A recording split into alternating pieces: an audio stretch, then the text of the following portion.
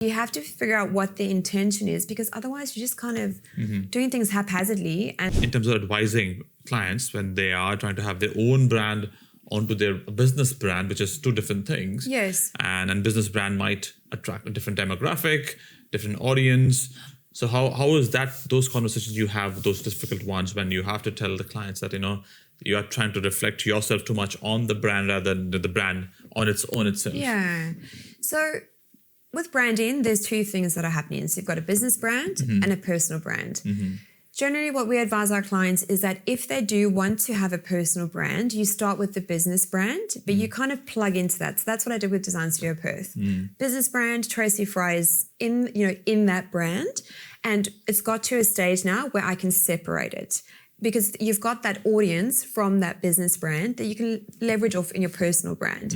A personal brand is also great when someone like myself, you've got three different, a podcast, a branding agency, and jewelry, and a personal brand can really bring that together, because you haven't just got one part to your business, it's an empire that you're building. It also gives that flexibility. If you want to invest in a different part, it falls under what would be Tracy Fryer or whatever the person's name is. So we do have to be mindful in the crossover. So in terms of content, you don't want to post the same thing on, I'm just going to use myself as an example, Tracy Fryer and your business. So you have to be very mindful of what you're posting on there, because again, I always go back to what's the intention and who is the ideal client. So a lot of business owners, they create their business brand around them, but the idea of branding is that it's a tool to grow your business. So you have to look at, who is it that I'm serving? Do I have one ideal client or do I have two? And then all your brand, your marketing is based off that person. When it comes to personal brand, again, it is around oneself, but again, what's the intention? Do you want to do more public speaking? Are you trying to move more into a coaching space? So then you'd have an ideal client there. So it could be, female business owners who are in startup, just an example. So you have to figure out what the intention is, because otherwise you're just kind of doing things haphazardly and hoping for the best, but there's no intention or plan behind what you're doing. Does that answer your question?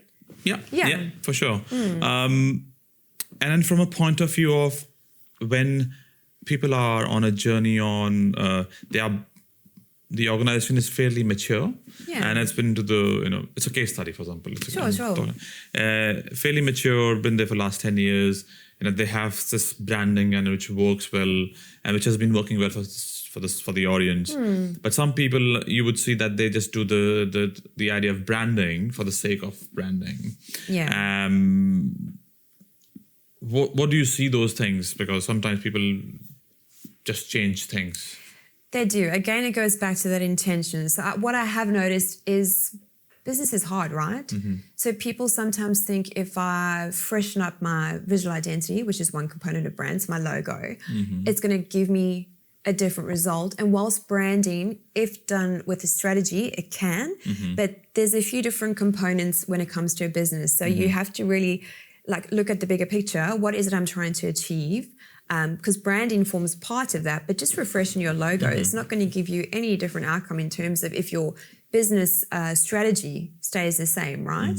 So when it is a mature business, we always have to go through a discovery phase, because again, different agencies work very, very differently. In order for us to help our clients grow with distinction through captivating brand and design, we really have to understand where it is that, where they are at that point in time. For example, we had a client, incredible business owner, 6 different businesses, all branded differently.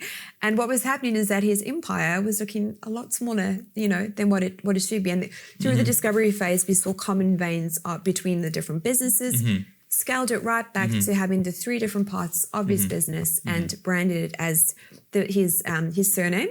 But that worked in that instance. So again, just be mindful, if you are thinking of using your family name, it has to work for your ideal client or your business setup, right? But that was an example where we kind of refined everything, established an empire brand, and then you go to the marketing side of things. And the analogy I love to use is it's like dating, right? So marketing is asking someone on that date, and brand is the reason they say yes. So if we rock up, to our date, or we want to get asked on a date, crawled out of bed, hair mess, we're probably not going to get asked on that date. So we always have to look the part. Branding is a perception. Where a lot of people, another thing I see is, and sometimes this isn't the business owner, this is a different agency, will go straight to that website, but they've done no core brand strategy. They haven't looked at who the ideal client is. And then what happens? We get a website that just sits there, doesn't generate leads, doesn't do anything for the business, and someone could have spent up to 30 grand on it. So, yeah. Wow.